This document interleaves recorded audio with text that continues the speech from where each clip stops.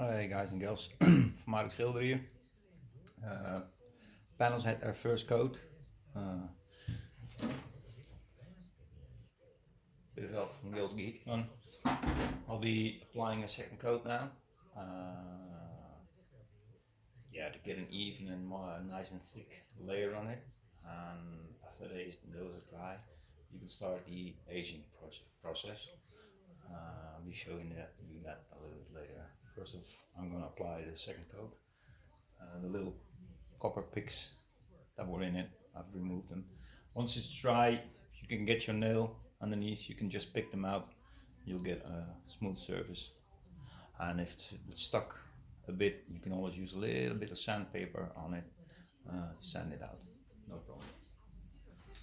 So, second coat, same process, microfiber roller, glue it on.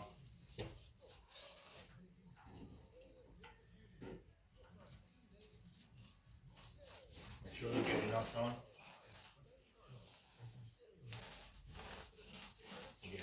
Especially now with the copper one, make sure you get a nice even orange layer and none of the primer showing through. As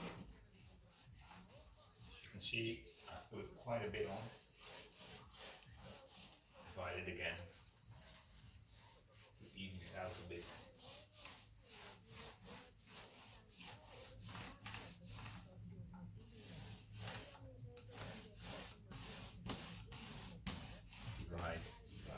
Right. See the streaks now again. So same as the first layer, finish it off in one direction, sideways or whatever you want. It doesn't matter. Just what it's what you want.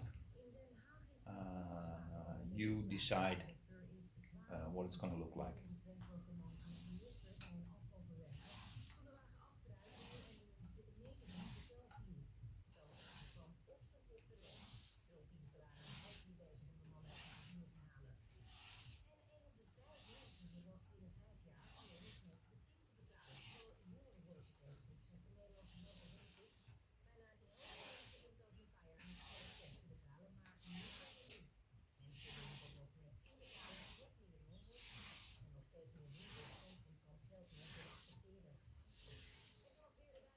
Done. Let it dry. So, put this one to the side again.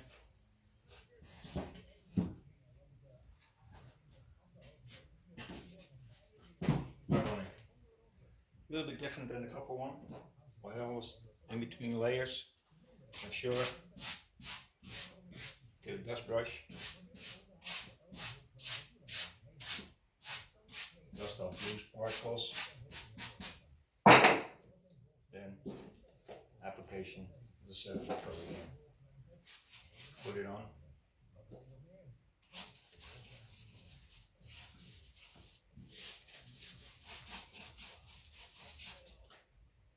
Same with the copper. I've developed a certain way I want to do things, and I know what the end result is going to look like, so I'm sticking with it. But in the end, whatever you want, you decide what it's going to look like. Make sure you get a nice layer on it.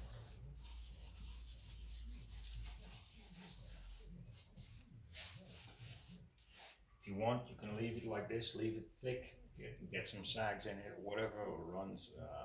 It's not real, what you would call rust, but what you can do is just dab it a bit. So you get a thicker layer in some places, and then highlight that with extra activator, because rust, as we all know in real life, if you get enough rust on it, it tends to get thicker on the iron. So if you put a few thick patches on it and highlight those extra with the aging liquid, you get a real rust effect. I'll smooth this one out a bit for now. Just a few pointers in what you can do.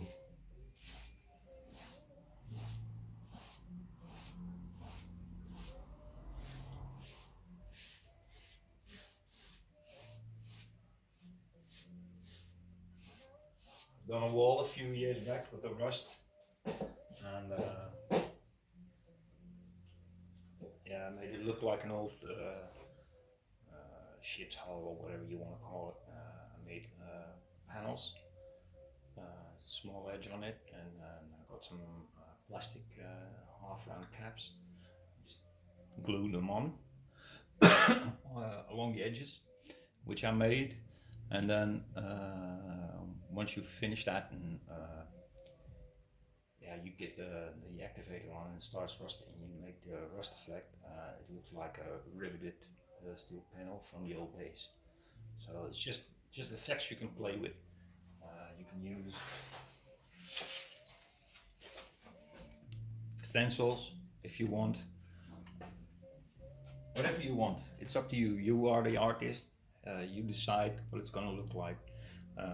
I always make the panels first so I can show my clients what ideas I have and if they want something like that.